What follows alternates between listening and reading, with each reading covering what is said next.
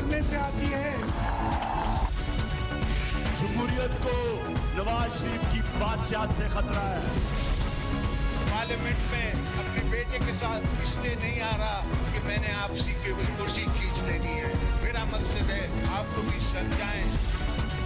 अल्ताफ हुसैन साहब से हमारा मुकम्मल कतई ताल्लुक है।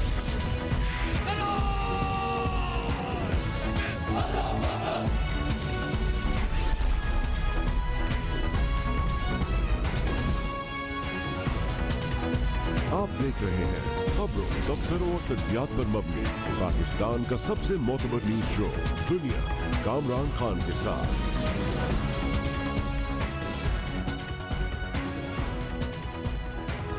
अस्सलाम वालेकुम, मैं हूँ कामरान खान। तैयबा जुल्म केस की आज कली खुल गई है। आज चीफ जस्टिस ऑफ पाकिस्तान जनाब जस्टिस साकिब निसार, जिन्होंने इस वाक़े का खुद नोटिस लिया था, उनकी अदालत में इस केस का कि में जिस अंदाज का जुल्म तशद्दुद हुआ है वो पूरा खुल के सामने आ गया है। और सरकारी रिपोर्ट में और पुलिस रिपोर्ट में ये बात सामने आई है। इस्लामाबाद में पाकिस्तान के दारुल हुकूमत में होने वाले इस जुल्म व बर्बरियत की जो दास्तान अब सामने आई है उसका पहले शायद तसव्वुर भी नहीं था।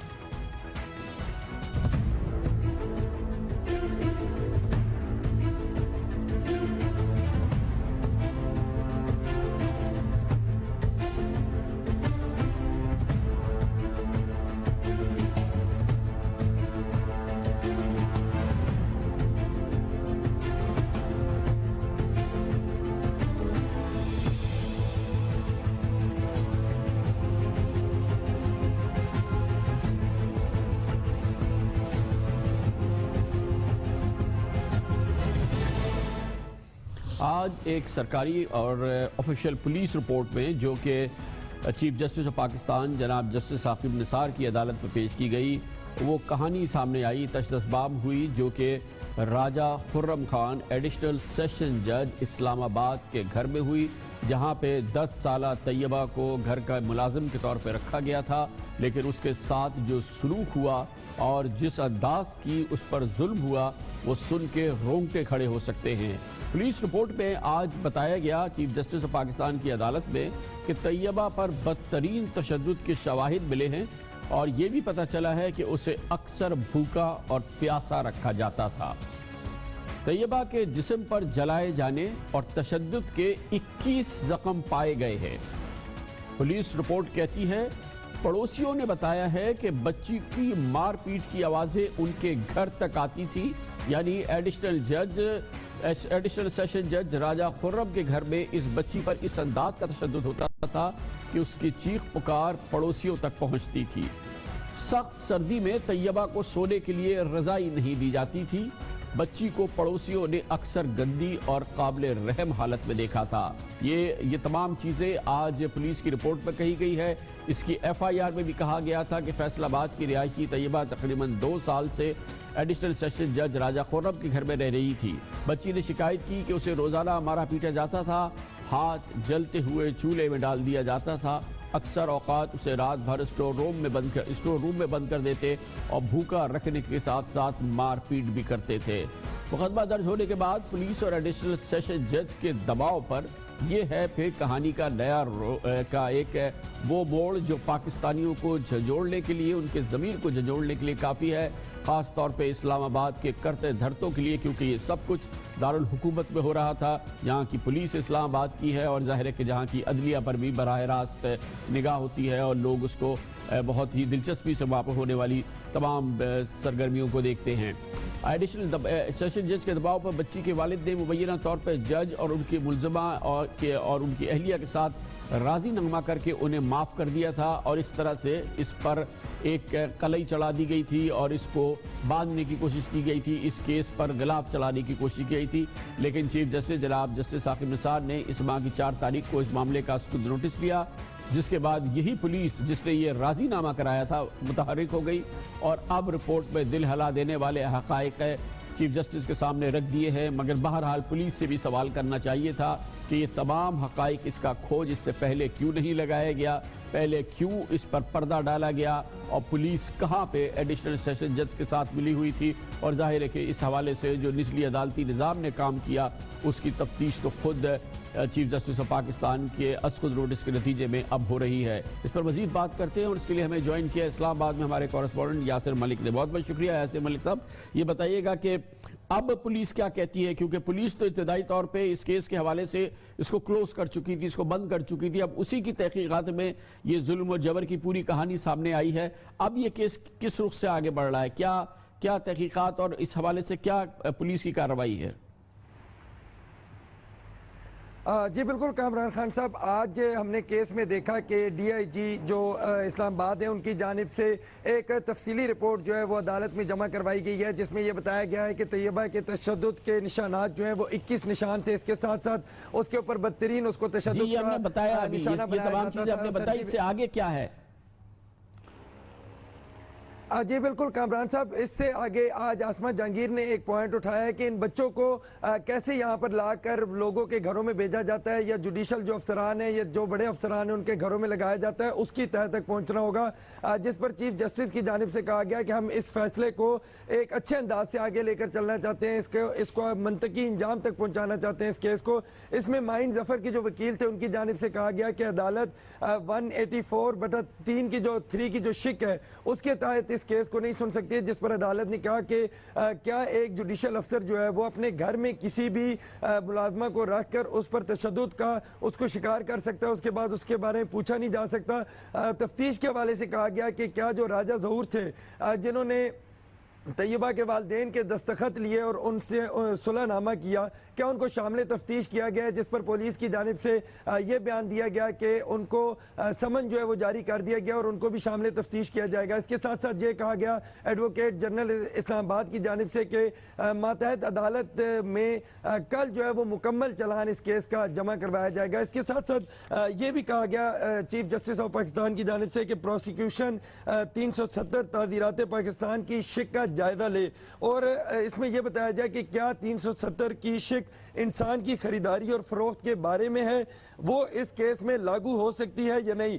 इसके साथ साथ ये भी कहा गया चीफ जस्टिस की जानिब से कि जो बच्चे यहाँ पर लाए जाते हैं और जो यहाँ पर दिए जाते हैं लोगों के घरों में, इसके ऊपर एक कानून लाया जाए। अभी तक कानून इसके ऊपर नहीं बना है, जिस पर यह भी कहा गया कि कानून बनाना सुप्रीम कोर्ट का काम नहीं बल्कि कानून बनाने वाले इदारों का काम है। जी बहुत बहुत शुक्रिया यासिर मलिक हमारे साथ थे इस्लामाबाद से।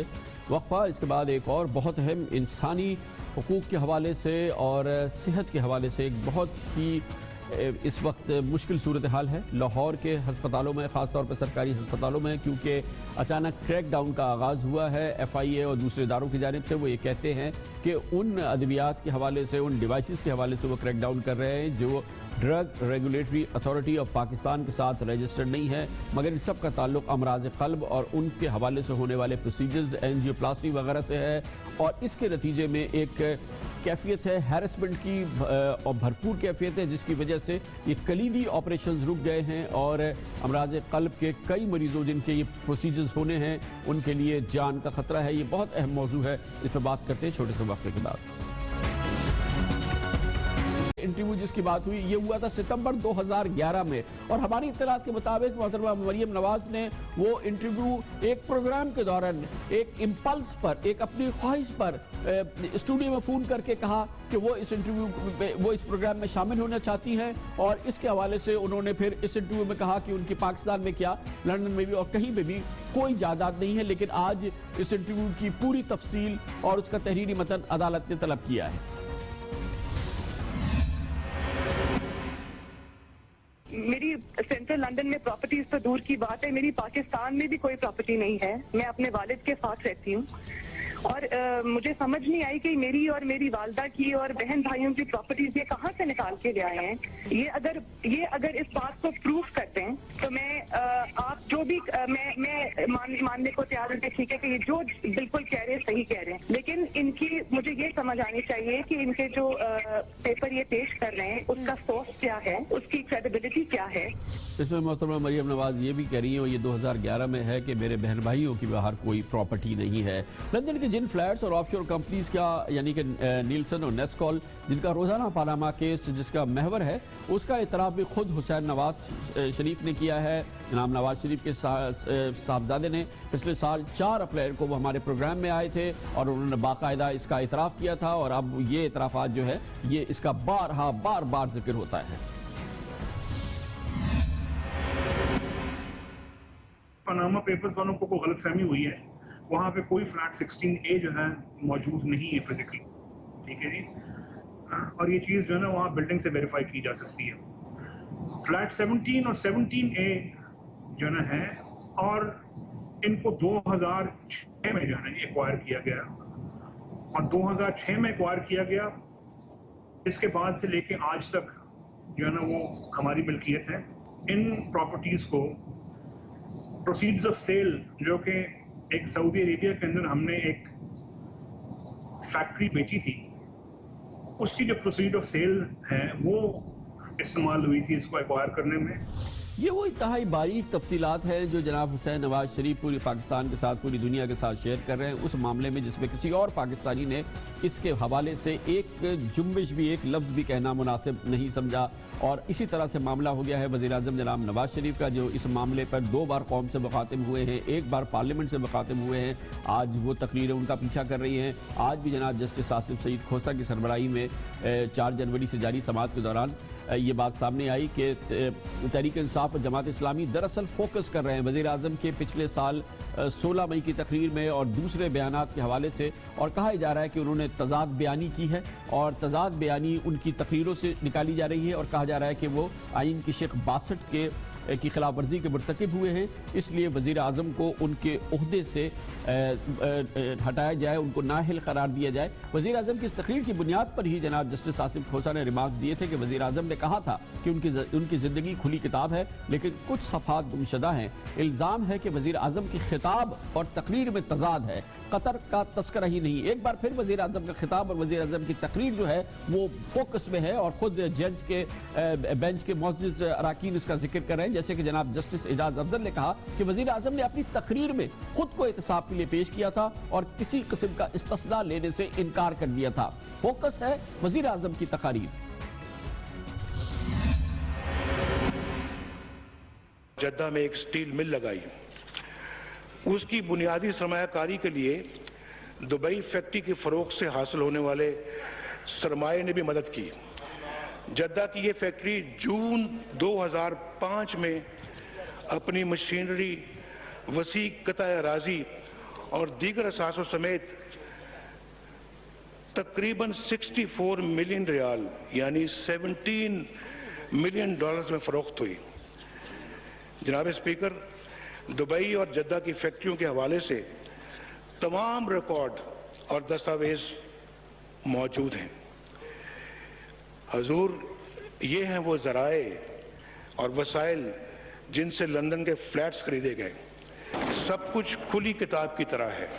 اللہ کے فضل سے ہمارا دامن صاف ہے. ہمیں کسی آئینی یا قانونی استثناء کی ضرورت نہیں.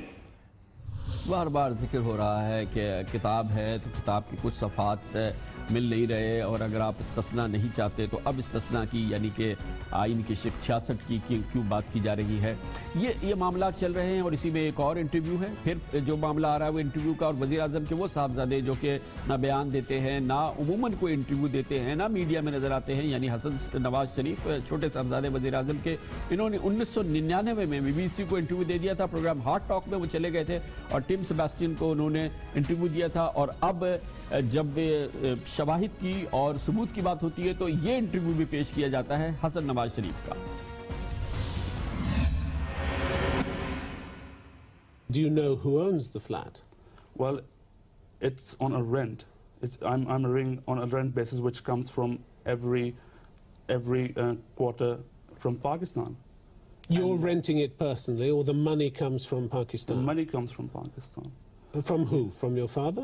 Not my father. Actually, we have a family business back in Pakistan, which is not being built up by my father overnight. It was built up by my grandfather for the last 50 years since the independence of India and Pakistan.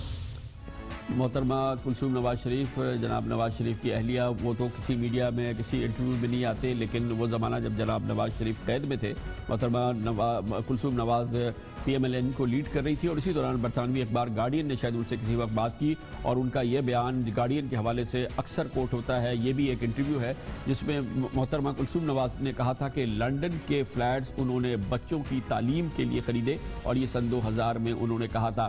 گویا کہ معاملہ یہ ہے کہ اگر یہ interviews اور یہ تقاریر نواز شریف صاحب کے خاندان کی اور ان کی تقریروں کو نکال دیں تو لگتا یہ ہے کہ پورا پاناما کیس شاید زیرو رہ جاتا ہے، مگر کیا واقعی یہ انٹرویوز اور تقریریں ہی اس سب کا بنیاد بن رہی ہے؟ اس پر ہم بات کرتے ہیں، اور پاکستان کے ممتاز سینئر اور انتہائی ریسپیکٹڈ ماہرین قانون میں سے جناب عابد حسن منٹو ہمارے ساتھ لاہور سے موجود ہیں۔ بہت بہت شکریہ منٹو صاحب۔ لگتا یہی ہم سماعت روزانہ دیکھتے ہیں، ہر وقت ذکر ہوتا ہے وہ انٹرویو، وہ تقریر، وہ بیان، وہ انٹرویو، وہ تقریر۔ اگر یہ حضرات اس معاملے پہ کچھ نہ کہتے، خاموشی رہتے، تو آپ کے خیال میں یہ مسئلہ اتنا سنگین نہ ہوتا؟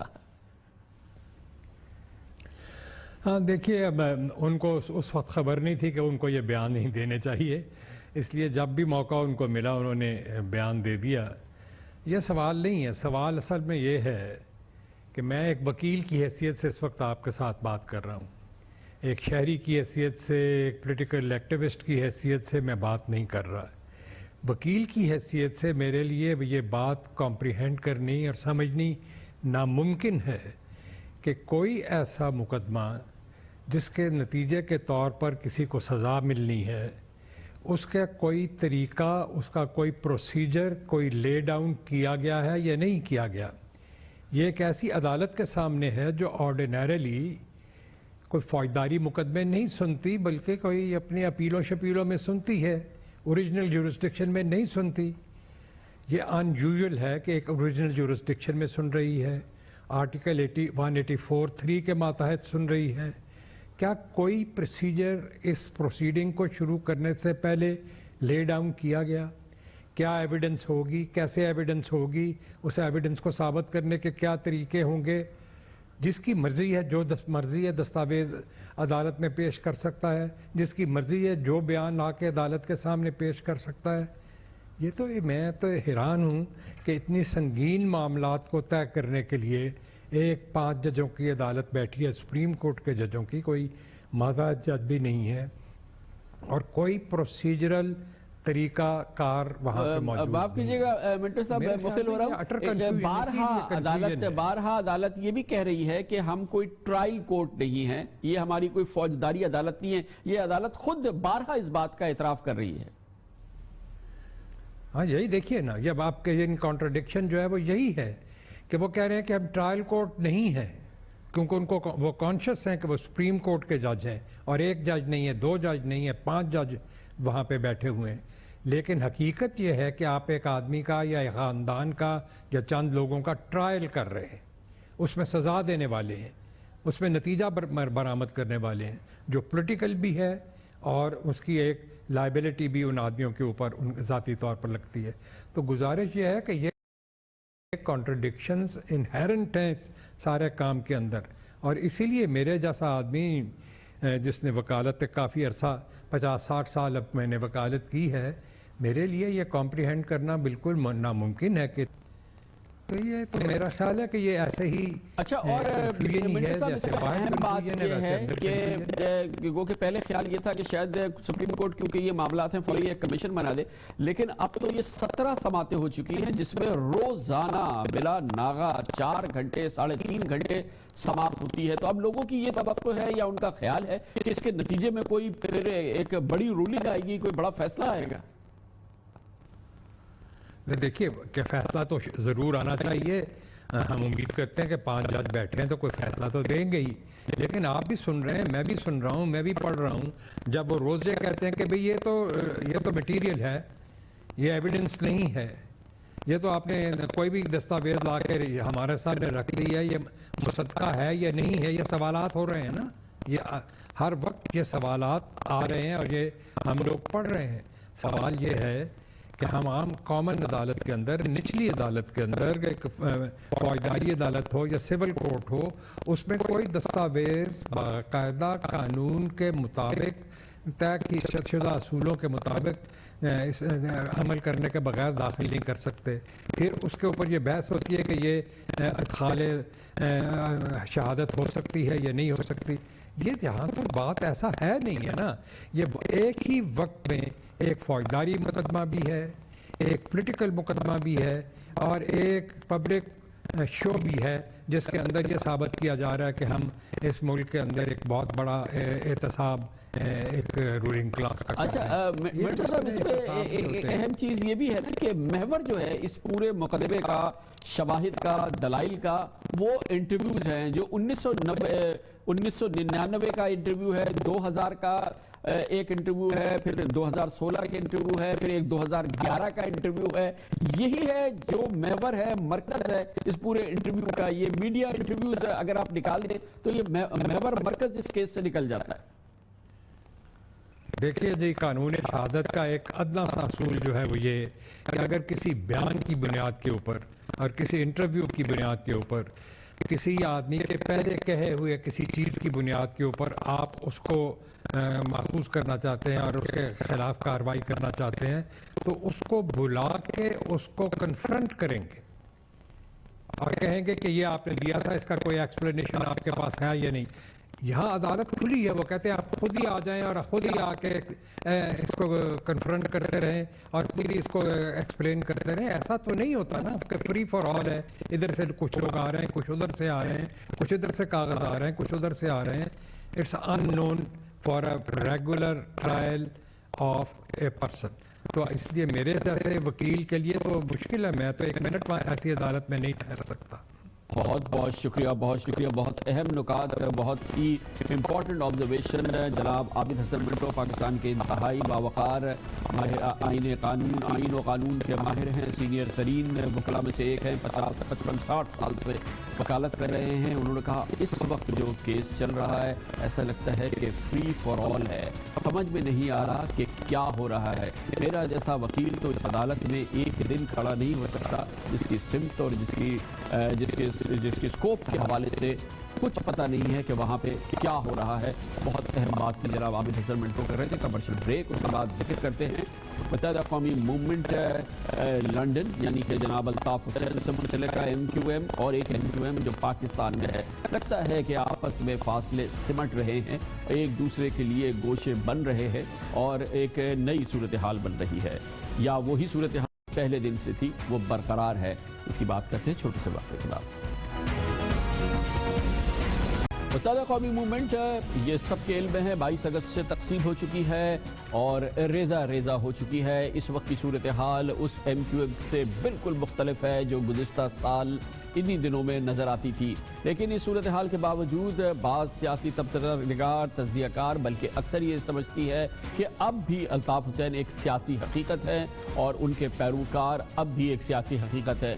گو کہ پاکستان میں اور اس وقت خاص طور پہ MQM کے گڑھ کراچی اور حیدرآباد میں وہ والی MQM نظر نہیں آتی ہے. نظر آنے کی کوشش کرتی بھی ہے تو فوری طور پر وہ نظر سے اوجھل ہو جاتی ہے. اس وقت ذکر ہے اور زور ہے MQM پاکستان کا جس کی قیادت ڈاکٹر فاروق ستار کر رہے ہیں, جنہوں نے اس MQM پاکستان کی بنیاد 22 اگست کو رکھی تھی. MQM پاکستان اور MQM لنڈن کے درمیان اس دن ایک لکیر کھینچی تھی, مگر حیرت انگیز طور پر چند گھنٹوں کے بعد ہی MQM لنڈن نے بھی متحدہ MQM پاکستان کے فیصلے کی توثیق کر دی تھی. اور اس حوالے سے MQM لنڈن سیکریٹریٹ کی جانب سے 23 اگست 2016 کو جو ایک اعلامیہ جاری کیا گیا تھا وہ انتہائی اہم ہے. MQM کے قائد نے ڈاکٹر فاروق ستار کی 22 اگست کی پریس کانفرنس کا احترام کرتے ہوئے مکمل اختیارات رابطہ کمیٹی کو سپرد کر دیے تھے. الطاف حسین کی جانب سے کہا گیا تھا کہ وہ صحت کی وجہ سے شدید ذہنی تناؤ کا شکار تھے.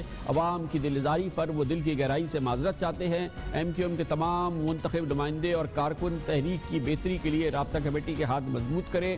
آپ کو یہ بات بھی بتاتے چلے کہ MQM کے حلقوں اور ووٹ بینک کے علاقے میں اب بھی الطاف حسین کی ہی پارٹی کو بانی اور قائد تسلیم کیا جاتا ہے. اور یہ صورتحال یہ ایسی نہیں ہے ہم کہیں کہ ان کا نام اور ان کی شخصیت اور ان کی پارٹی مکمل طور پہ تحلیل ہو گئی ہے, کیونکہ اس کے آثار جو ڈیولپمنٹس نظر آتی ہے وہ اس کی نفی کرتی ہیں اس تاثر کی کہ وہ ان کا نام اور ان کی سیاسی پوزیشن جو ہے وہ مکمل طور پر ہوا میں تحلیل ہو گئی ہے. شاید ایسا ابھی ہوا نہیں ہے.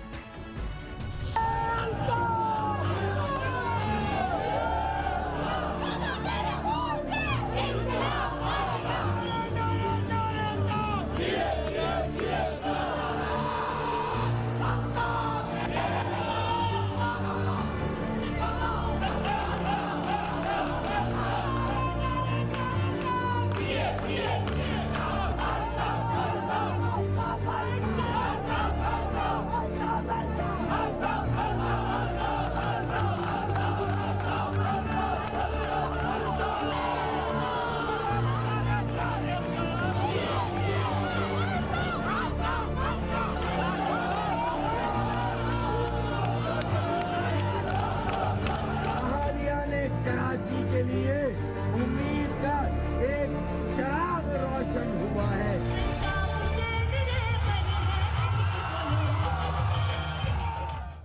یہ مختصر ترجمانی ہے مختصر گوشوں کی جو کہ پچھلے کئی ہفتوں کے دوران مہینوں کے دوران نظر آئی ہے جس کو ہم نے اکٹھا کیا ہے. بتانے کی صرف یہ کوشش کر رہے ہیں کہ یہ نام اور یہ حقیقت ابھی مکمل طور پہ زائل نہیں ہوئی ہے. 22 اگست کی تقریباً 5.5 مہینے بعد بھی مفروضہ ختم نہیں ہوا کہ ایم کیو ایم کا نظریہ ضرورت ہے جس کے ذریعے ایم کیو ایم پاکستان کا وجود ہوا اور ڈاکٹر فاروق ستار نے تمام اقدامات متحدہ اور اس کے قائد کی شاید کوریج کے لیے کیے یا یہ کہ اس کے مستقبل کو تحفظ دینے کے لیے کیے تاکہ ایم کیو ایم کو سیاست میں فعال رکھا جائے, اسٹیبلشمنٹ سے تعلقات میں بہتری آئے, آپریشن میں نرمی آئے, بلدیاتی اداروں کی ذمہ داری سنبھالنے کے لیے اسپیس ملے اور ایم کیو ایم کو مشکلات سے نکالا جائے. یہ شاید ایک حکمت عملی ہے, یہ تجزیہ ہے, ہم نہیں کہہ سکتے کہ یہ 100% حقیقت ہے. یہی وجہ ہے کہ ایم کیو پاکستان کے رہنما اب بھی پارٹی کے قائد جناب الطاف حسین کے خلاف بات کرنے سے محتاط رہتے ہیں اور ان کا رویہ اس سے کہیں الگ ہے, بالکل اپوزٹ ہے,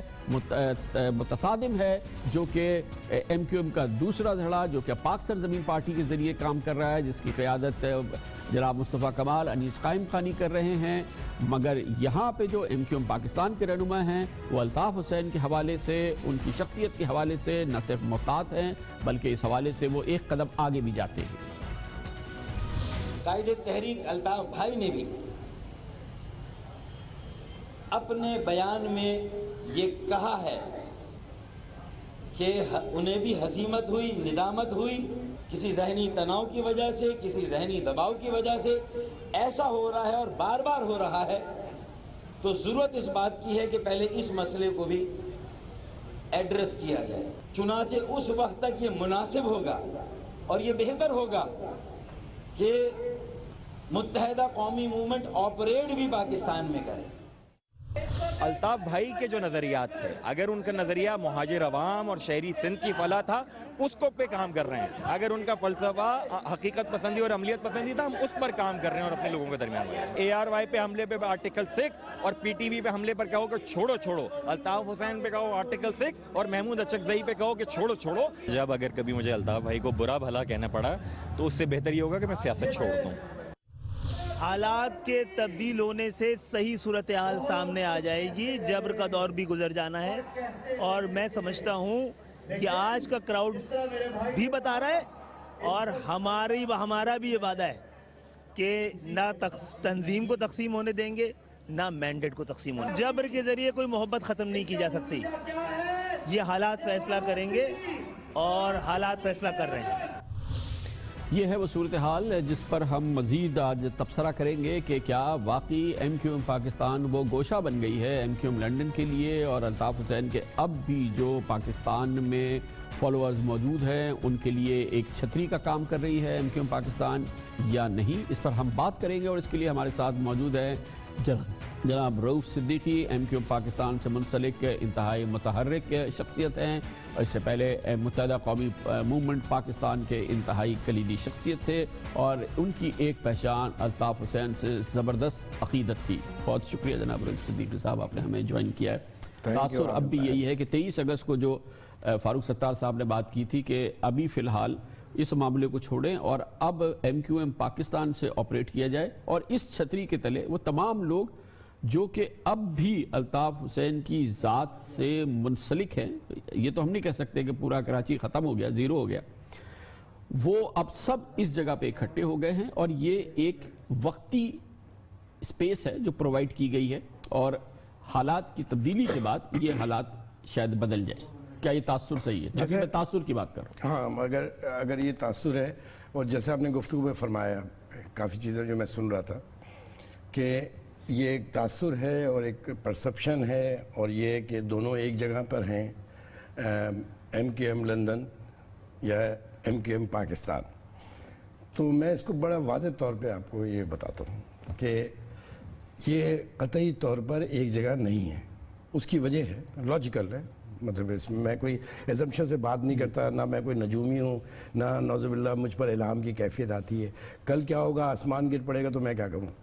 لیکن آج کی حقیقت یہ ہے، اور 22 تاریخ کی حقیقت یہ ہے کہ یہ یہاں کی جو تمام لیڈرشپ تھی، جیسے آپ نے فرمایا ہے کہ فاروق ستار نے یہ فیصلہ کیا، یہ ڈاکٹر فاروق ستار کا اکیلا فیصلہ نہیں تھا. یہ پوری لیڈرشپ جو، میں تو خیر جیل میں تھا، مجھے تو دوسرے دن پتہ چلا تھا، یہ پوری لیڈرشپ کا فیصلہ تھا. پھر سارے ایم پی اے، ایم این اے جو منتخب نمائندے تھے، یہ کریم ہے نا، یہی پارٹی چلاتی ہے نا. جس طرح بھی ہو دنیا میں ایسے ہی ہوتا ہے، ان سے ہٹ کر کوئی نمائندگی نہیں ہوتی کہ عوام نے ووٹ ڈالا. تو بحث آ کے رک گئی اس بات کے اوپر کہ مینڈیٹ کس کا تھا. اب اس مینڈیٹ کے اوپر ڈاکٹر فاروق ستار بھی کھاگا کی قسمیں بتا رہے ہیں، فیصلے بھی کر کے بتا رہے ہیں. دوسری بات ہے کہ قانونی طور پہ، آئینی طور پہ الیکشن کمیشن سے پوچھے تو وہ یہ بتائیں گے کہ ڈاکٹر فاروق ستار جو ہے ان کے دستخط سے یہ پوری پارٹی چلتی ہے. تو پھر اسی طرح ہونا چاہیے، اس میں ایکسیپشنز کی ضرورت نہیں ہے. اب مثال کے طور پہ جو نعرے لگ رہے ہیں، کیا مطلب ہے؟ جیسے آپ نے فرمایا کہ پاک سرزمین پارٹی کی جو لیڈرشپ ہے، میں تو خیر اب میری ذاتی رائے لیں گے تو میں ان سے بھی پوچھیے گا کہ میں پارٹی کے اندر جب ساری پارٹی انٹیکٹ تھی، میں اس بات کے تو اس زمانے میں بھی خلاف تھا کہ بدتمیزی، بد تہذیبی یہ ہمارا شعار نہیں ہے. ہم مخالفت میں بہت اچھے الفاظ استعمال کر سکتے ہیں، اور میرے خیال میں آپ کے ساتھ کافی انٹریکشن رہا انٹرویوز میں، آپ نے کبھی نہیں دیکھا ہوگا کہ میں نے بدترین مخالف کو بھی کوئی بات کی. تو میں اس چیز کو نہیں پسند کرتا. اختلاف جو نظر آنا چاہیے وہ یہ نہیں. میرا کہنے کا مطلب یہ ہے کہ یہ بالکل درست ہے کہ آپ بد زبانی نہیں کر رہے، بد کلامی نہیں کر رہے، آپ الطاف حسین صاحب کے بارے میں کوئی بہت نیگیٹو بات نہیں کر رہے، لیکن اس کا یہ مطلب نہیں ہے کہ ان کی جو حیثیت ہے اس فلسفے کی یا اس جماعت کے بانی یا اس کے قائد کی حیثیت سے آپ اس کی بھی نفی نہیں کر رہے. اچھا، اس کی ضرورت نہیں ہے. دیکھیں، یا تو ضرورت ہو کہ اس وقت یہ ضرورت ہو، کیونکہ دیکھیں تعصب نہیں بلکہ حقیقت یہ ہے کہ جو ریزرویشن ہے، یہ جو لندن میں موجود قیادت ہے دوسری ایم کیو ایم کی، اس کے حوالے سے شدید اور بھرپور تحفظ ہے. لیکن الطاف حسین کی ذات کے حوالے سے، ان کی شخصیت کے حوالے سے، ان کے کردار اور پوزیشن کے حوالے سے لگتا نہیں ہے کہ کوئی بہت زیادہ پرابلم ہے. اسی لیے فیصل سبزواری کو کہنا پڑا کہ ان کے خلاف مجھے بات کرنی پڑی تو میں سیاست چھوڑ دوں گا. دیکھیے، ایک بات یہ ہے کہ اگر انہوں نے یہ بات کہی، پہلی بات تو یہ ہے، ابھی آپ نے سنی نا؟ میں نے سنی. دیکھیے، بات یہ ہے کہ ہر دوسرے دن ایک خبر سوشل میڈیا پہ چلتی ہے، تصویریں لگائی جاتی ہیں اور اس میں گالی گلوچ ہوتی ہے. دنیا میں کون ہے جو گالی گلوچ کو پسند کرتا ہے؟ میں اب ذرا سا، میں آپ کے بڑی تعداد ہے دیکھنے والوں کی، اگر آپ کہیں تو میں ایک اچھی سی بات گوش گزار کر دوں تاکہ کچھ لوگوں کے دل کا درد ہلکا ہو، اور یہ میں پوری دیانتداری کے ساتھ.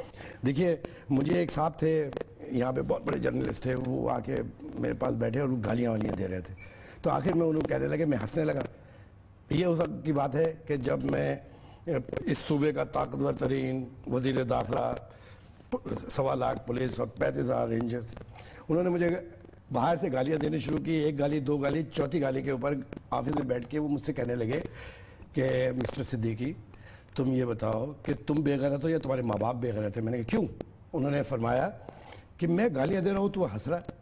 میں نے کہا میں تمہیں اس کے ریزن بتاتا ہوں. میں نے کہا میرے پروفٹ محمد صلی اللہ علیہ وسلم مسجد نبوی میں کھڑے تھے، ایک صحابی آئے، انہوں نے کہا یا رسول اللہ مجھے فلاں نے گالی دی ہے.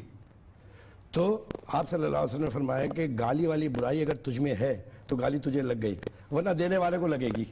لہذا جتنوں کو بھی کبھی بھی کہیں گالی، اور آپ کے جو سننے والے ہیں آپس میں بھی کوئی کسی کو گالی دے تو ایسے ہی ہنس دینا کیونکہ اگر تمہیں برائی نہ. اچھا رؤف صاحب یہ بتائیے گا، کیونکہ ظاہر ہے ہمارے پاس انگنت ٹائم نہیں ہوتا، الطاف حسین صاحب کی پوزیشن کیا ہے اس وقت، کیا ہے ان کی حیثیت کیا ہے؟ میں کیا بتاؤں، بات یہ ہے کہ MQM پاکستان ہے، یہاں پاکستان کی رابطہ کمیٹی کام کر رہی ہے، یہاں پر وہ فیصلے کر رہے ہیں. اور دوسری بات ہے کہ جو جس قسم کی بیانات اور جس سے سوشل میڈیا پہ ساری چیزیں چلائی جا رہی ہیں، اس کے لیے تو کوئی راکٹ سائنس کی ضرورت نہیں ہے، کوئی دانشوری کی بھی ضرورت نہیں ہے کہ وہ یہ دیکھ لے کہ جس کو گالیاں دی جا رہی ہے وہ پھر بھی بلے بلے کرتا رہے. ایسا دنیا میں ہوتا نہیں ہے کہ گالیاں آ رہی ہوں، سب کو گالیاں ہوں، اور وہ اگر اپنے احترام کی وجہ سے خاموش ہو جائیں یا کسی کی وجہ سے خاموش ہو جائیں. ابھی آپ آن ایئر مجھے گالی دے دیجئے تو میں آپ کا احترام میں چھپ ہو جاؤں گا. تو اس وقت آپ لوگوں کی کیا ان کے حوالے سے کیا پوزیشن ہے؟ کیونکہ یہ بار بار بات آ رہی ہے آپ کے یہاں لوگ نعرے لگانے لگتے ہیں، ان کے کوئی ان کا گانا گانے لگا ہے، کوئی ان کے لیے کہنے لگا کہ جبر سے ہماری محبت کو ختم نہیں کیا جا سکتا. تو ایک کہیں پنہا ہے کچھ لگاؤ. آپ دیکھیے یہ تو نیچرل بات ہے نا، کہیں نہ کہیں اس قسم کے اگر نعرے لگ جاتے ہیں. فرض کیجئے، مطلب ہے کہ آپ یہ دیکھیے کہ آپ نمائندگی کس کو سمجھتے ہیں. نمائندگی دنیا کے اندر مسلم ہے کہ اراکین پارلیمنٹ کون ہے، اور عوام کا ووٹ امانت ہے. ٹھیک ہے نا، یہی تو جملہ ہوتا ہے نا کہ جی امانت ہے اور امانت میں خیانت. تو امانت عوام کی ہے، عوام نے جن کو ووٹ دیا وہ امانت ان کے درمیان موجود ہے. لیکن ایک بتائیں کہ ایک آدمی بھی MQM کا اپنی بنیاد پر، اپنی ذات کی بنیاد پر الطاف حسین کا ٹکٹ نہ ہوتا تو جیت جاتا ہے. نہیں جیتا. تو امانت اس کی ہوئی یا آپ کی ہوئی؟ نہیں، ووٹ اس کو دیا تھا یا رؤف صدیقی کو ووٹ دیا؟ نہیں، رؤف صدیقی کو تو بالکل نہیں ملا، الطاف حسین کو ووٹ دیا تھا. ڈیفینیٹلی، بالکل اس میں کوئی دو بات ہی نہیں ہے. لیکن تو ووٹ تو اس کا ہوا نا، تو وہ تو کہہ رہا ہے کہ بھائی اس سے آپ نے تھوڑی پوچھا، ریفرینڈم تھوڑی کرایا کہ ہم اس کو چھوڑ دیں. نہیں، ریفرینڈم تو نہیں کرایا، لیکن 22 تاریخ کو اگر فرض کیجئے مجھے ووٹ کیا، مجھے سیٹ کیا، مجھے آپ امریکہ کی بادشاہت دے دیں اور پھر کھڑے ہو کے کہہ دیں کہ پاکستان کو توڑ دو، تو میں بولوں یار بھائی بات سنیں، پاکستان پہلے یہ امانت لوٹا دیتے نا. یہ ووٹ ملا الطاف حسین کا، آپ لوگ سب نے ادھر چھوڑ دیتے، بائی الیکشن ہوتا اور آپ MQM پاکستان کا جھنڈا لے کے آتے اور الیکشن جیت لیتے. اب چونکہ آپ سوال مجھ سے کر رہے ہیں تو میں جواب بھی اپنے لحاظ سے آپ کو دیتا ہوں. ایک بات سنیے، پوری پارٹی کی لیڈرشپ میں ہم موجود ہیں اور سب سے بات کیجئے، آپ کا سب سے رابطہ ہے. فرام فرسٹ ڈے جب میں نے MQM جوائن کی اور ابھی تک نہ MPA کے لیے نہ سینیٹر کے لیے نہ میں نے تو مانگا ہی نہیں ٹکٹ، میں نے وزارتیں مانگی ہی نہیں. ٹھیک ہے، پہلی بات تو یہ کلیئر کر دوں میں. دوسری بات، اگر آپ پیر مانتے تھے ان کو، میں بہت عقیدت، الطاف حسین کو آپ پیر مانتے تھے، رؤف بھائی ایسا تو تھا. میری بے تحاشا عقیدت آپ تصور نہیں کر سکتے. آپ تصور کر سکتا ہوں، آپ یہ تصور نہیں کر سکتے. دیکھیے میں آپ کو ایک بات، اور دوسری بات ہے کہ انہوں نے میری باتوں کا بھرم بھی بہت رکھا، اس میں تو کوئی شک کی بات نہیں ہے، اس میں تو کوئی دو رائے نہیں ہے. لیکن اگر 22 تاریخ کو میری آخرت پہ کھڑے ہو جائیں، کوئی میری ماں اور باپ کھڑے ہو جاتے ہیں آخرت پہ، تو میں ان کی نہیں سنتا. میں یہ کیسے برداشت کروں کہ میں حالت نظام میں ہوں اور یہودی آ کے مجھے بچائیں، دارالکفر کو میں آواز دوں کہ مجھے بچاؤ آ کے. یہ مینڈیٹ نہیں ہے، اور یہی سب سے بڑا دکھ. اور خان صاحب، اللہ آپ کو اس مرحلے سے کہیں نہیں لائے. آپ تو بہت آسانی سے سوال کر رہے ہیں. آپ کو زندگی میں وہ مرحلے پہ نہ لائیں جب آپ کی محبت ٹوٹے، آپ کی عقیدت ٹوٹے. یہ بڑی شفافیت کے ساتھ لوگ بات کرتے ہیں. لیکن 22 تاریخ کی رات کو فاروق ستار نے دوسرے دن آ کے بیان دیا تھا نا، میں جیل کے سیل میں، اور میں ڈٹ کے جیل کاٹ رہا تھا. میرے پورے فوٹیج اٹھائیے 1 مہینے کی کہ میں اسمبلی کے اندر آ کے باقاعدہ فیس کر رہا تھا، اور مجال ہے کہ میرے ماتھے پہ کوئی شکن آئی ہو. 1000 لوگ وہاں پہ جیل کے اندر بیٹھے، میں وہاں دیکھ کے پریشان کہ 2.5 برسوں سے بند ہیں، ان کا پرسان حال کوئی نہیں. اس رات کو میں نے بیان لکھا ہے. میں بھی ریاکاری کرتا ہوا چھپ ہو جاتا کہ بھائی میں تو جیل میں بیٹھا ہوں. مجھے یہ چیز نے دکھ تکلیف دی، اور یہ بات میں اس بات کے اوپر میں پہلی بار 22 اگست کو تو بات نہیں کی رؤف بھائی. یہ باتیں الطاف حسین کی شخصیت کی یہ سب سے بڑی امپورٹنٹ بات ہے کہ یہ بات وہ 1986 سے کرتے چلے آ رہے ہیں، اور یہ بات حقیقت ہے. سن لیجئے ایک بات، 1986 سے وہی بات کر رہے ہیں جو 22 اگست کو انہوں نے بات کی. سن لیجئے، ایسے ہی باتیں پاکستان کی ساری لیڈرشپ کرتی رہی ہے. کمپیئر کر رہے ہیں نا آپ تو آگے بھی بولیے.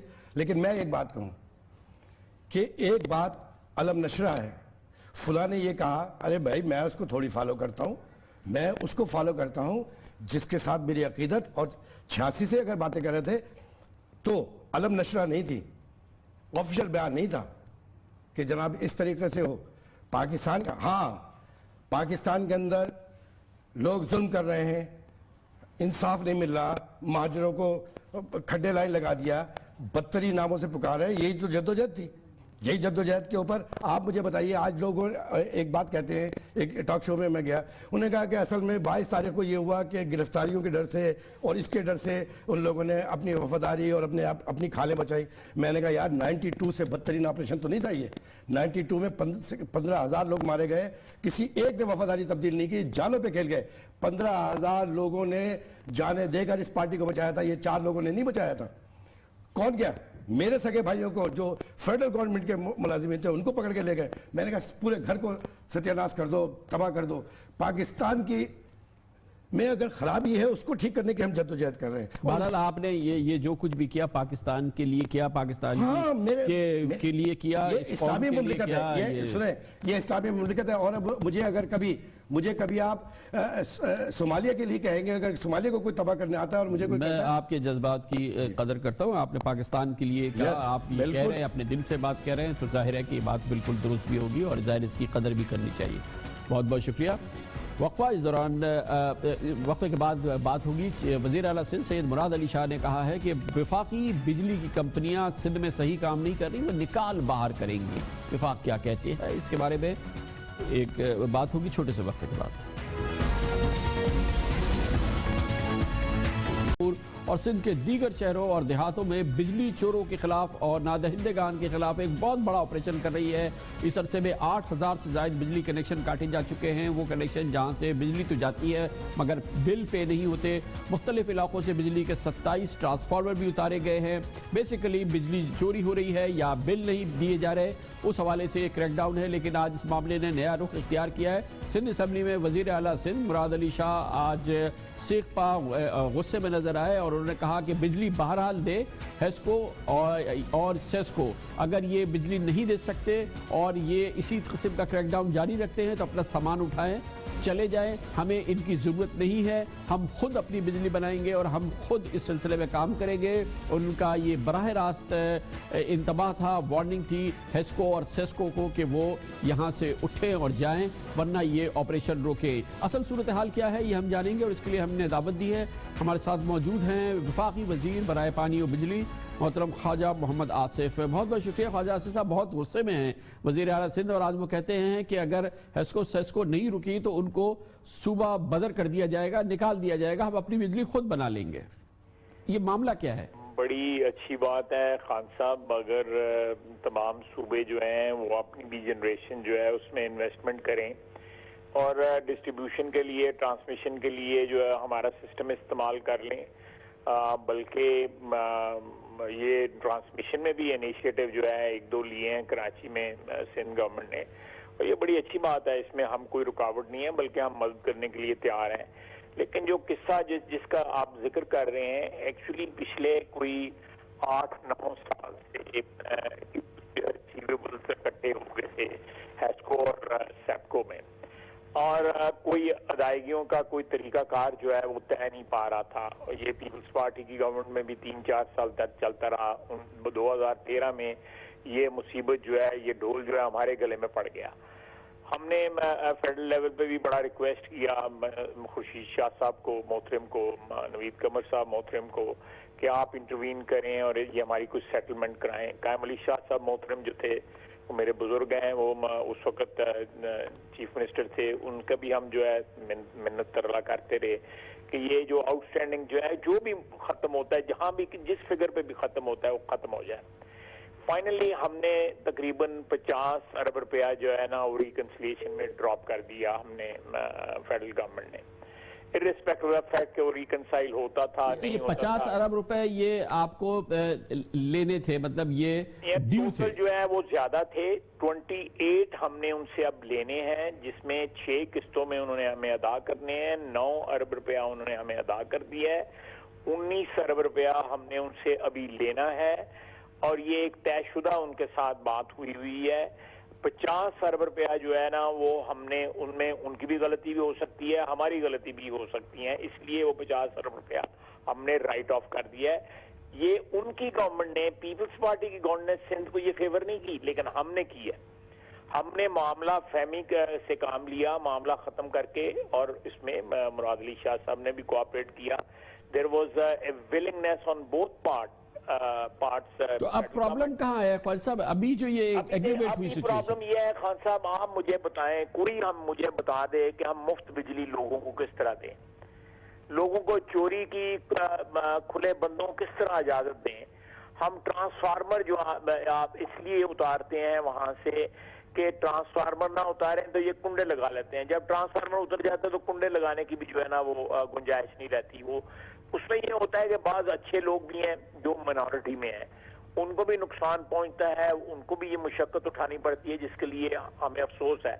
لیکن جہاں پہ میجورٹی جو ہے وہ بل نہ ادا کرتی ہو، 60-70% جو ہے ہماری ریکوری نہ ہو رہی ہو، تو then we have to resort to these methods. اور ہمیں کوئی شوق نہیں ہے وہ بل دے، ہماری بجلی بکے، ہمیں ریونیو انکریز ہو، ہمیں تو خوشی ہوگی. اور سندھ گورنمنٹ کے ساتھ ہمارے معاملات بڑے اچھے چل رہے ہیں. مراد علی شاہ صاحب نے جو بھی آج کہا ہے، ہو سکتا ہے کوئی پولیٹیکل پریشر ہو یا ویسے پریشر ہو، وہاں پہ لوڈ شیڈنگ ہوتی ہے. لوڈ شیڈنگ جو ہے پنجاب کے بہت سے دیہی علاقوں میں جہاں پہ ٹیوب ویل وغیرہ پے نہیں کرتے، وہاں بھی ہم لوڈ شیڈنگ کرتے ہیں.